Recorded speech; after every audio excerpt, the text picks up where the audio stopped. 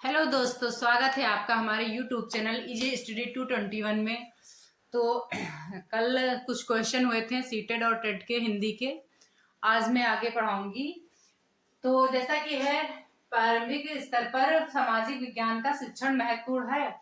जो प्रारंभिक स्तर है उस पर सामाजिक विज्ञान है, तो वो कितने ये जो सेंटेंस है ये किसने कहा है यहाँ पे कि प्रारंभिक स्तर पर सामाजिक विज्ञान का शिक्षण महत्वपूर्ण है।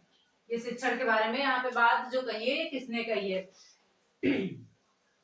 बताइए। तो यहाँ पे ये बात प्याजे महोदय जी ने कही है, प्याजे जी ने कही है। जीन प्याजे एक क्या थे, रचनावादी वैज्ञानिक थे। जब इनके बारे में आगे उसमें पढ़ेंगे, आप लोग सीडीपी में पढ़ेंगे। और जो है क्या कहा इन्होंने कहा है कि संज्ञानात्मक विकास को प्रभावित करने वाले कारक तत्व। इन्होंने क्या दिया है, एक रचनावादी वैज्ञानिक है और इन्होंने इनके अनुसार जो है संज्ञानात्मक विकास को प्रभावित करने वाले तत्व हैं। कौन कौन से हैं? तो है परिपक्वता और अनुभव, गतिविधि और सामाजिक अनुभव और सामयिकरण। ये सब क्या है? ये सब इनके द्वारा जो है सामाजिक संज्ञानात्मक विकास को प्रभावित करने वाले तथ्य हैं। जीन प्याजे जो है वो भाषा को कम महत्व देते हैं, अर्थात बच्चे के समग्र बौद्धिक विकास में भाषा को वो मात्र एक पहलू मानते हैं। क्वेश्चन आता है कि प्याजे भाषा को कैसे क्या मानते हैं? तो भाषा को इन्होंने अधिक महत्व नहीं दिया है। प्याजे जी ने जो है भाषा को अधिक महत्व नहीं दिया है। ठीक है, अगला आपका क्वेश्चन हो गया, अनुकरण विधि प्रयोग करने से संबंधित कौन सा क्रम सही है?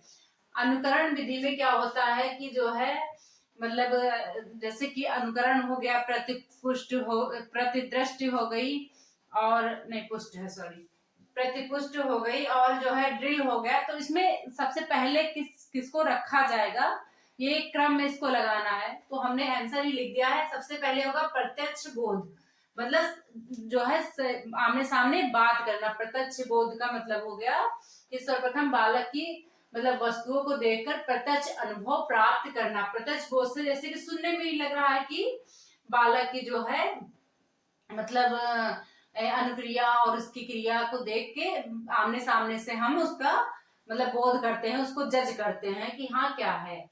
उसके बाद में आपका हो गया अनुकरण दूसरा। तो अनुकरण में क्या होता है, उसके बाद जो है अनुकरण करते हैं और उसका प्रयोग करते हैं। अनुकरण उसको जब हम समझ लेते हैं तो उसका कैसे प्रयोग करना है ये समझते हैं।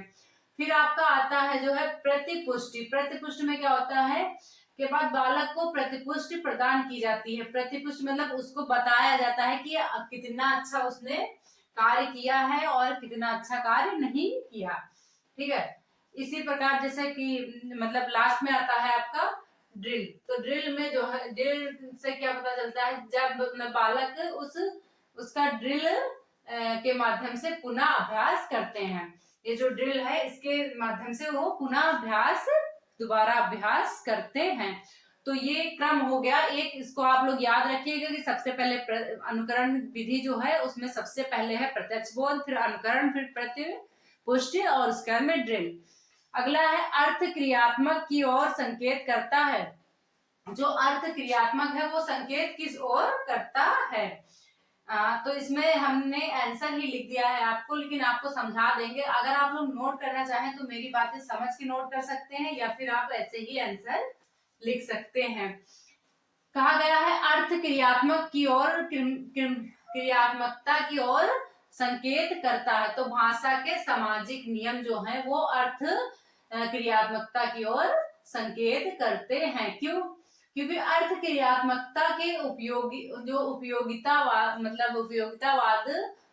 इसको जो ये अर्थ क्रियात्मकता है इसको उपयोगितावाद भी कहा गया है। कौन सा वाद? उपयोगितावाद। उपयोगितावाद भी कहा गया है।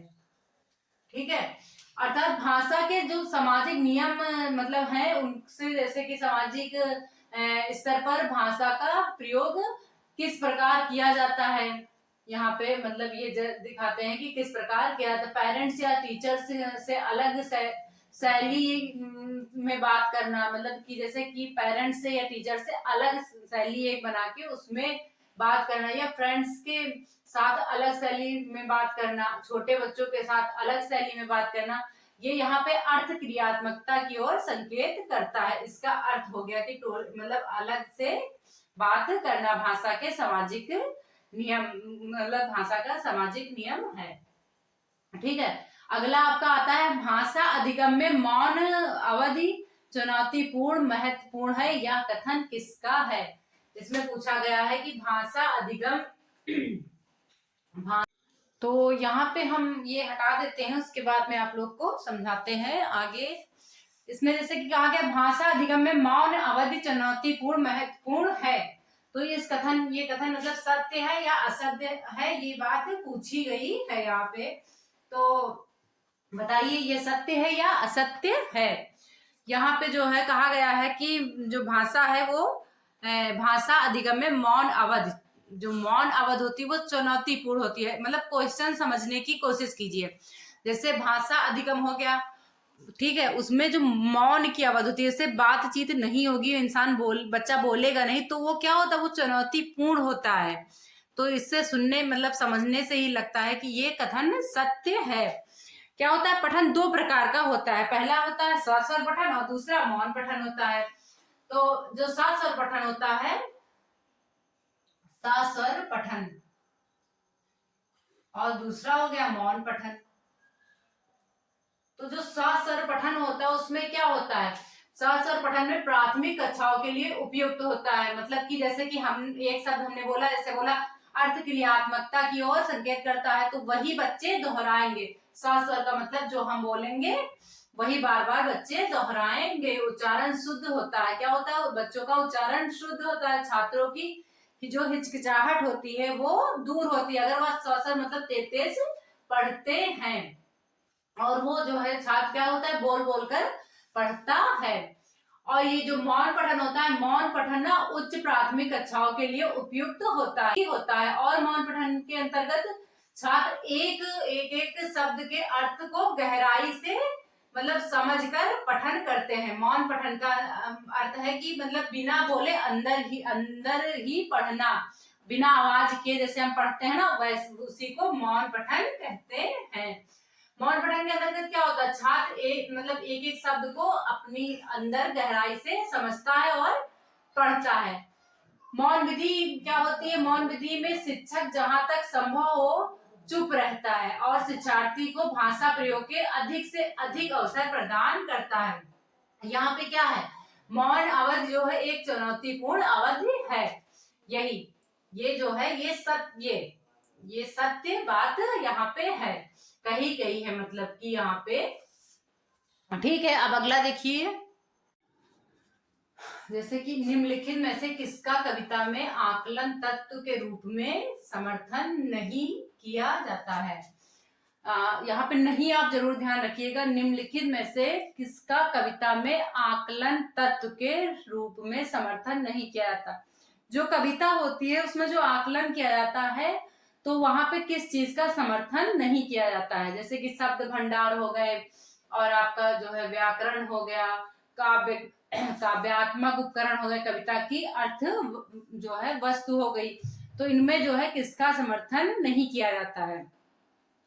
जैसे शब्द भंडार हो गया, तो शब्द भंडार तो कविता में होते ही होते हैं, और काव्यात्मक उपकरण तो है ही है, काव्य से कविता जो है काव्य से ही बनी होती है।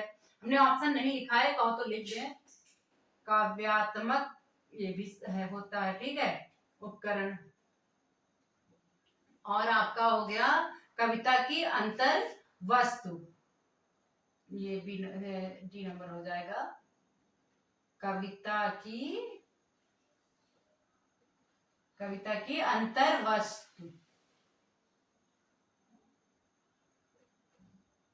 ठीक है, तो ये हो गए आपके चारों। तो इसमें से जो है कौन सा समर्थन नहीं करता है? तो यहाँ पे आपका हो जाएगा व्याकरण, ये सही मतलब नहीं लगा ना, तो इसलिए व्याकरण मतलब कविता का जो आकलन है उसमें व्याकरण को समर्थन नहीं किया जाता है।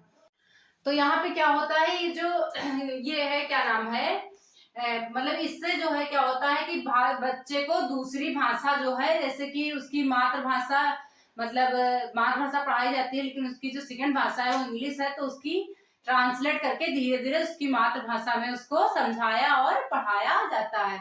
अब अगला आपका क्वेश्चन हो गया, द जंगल बुक के मुख्य पात्र मोगली की भाषा में कमी थी क्योंकि मानव संपर्क से बिलग, बिलग मतलब उसका पालन पोषण हुआ था, अलग मतलब, यह साक्ष्य भाषा विकास के किस पक्ष का समर्थन करता है, जो भाषा विकास है वो किस पक्ष का समर्थन करता है।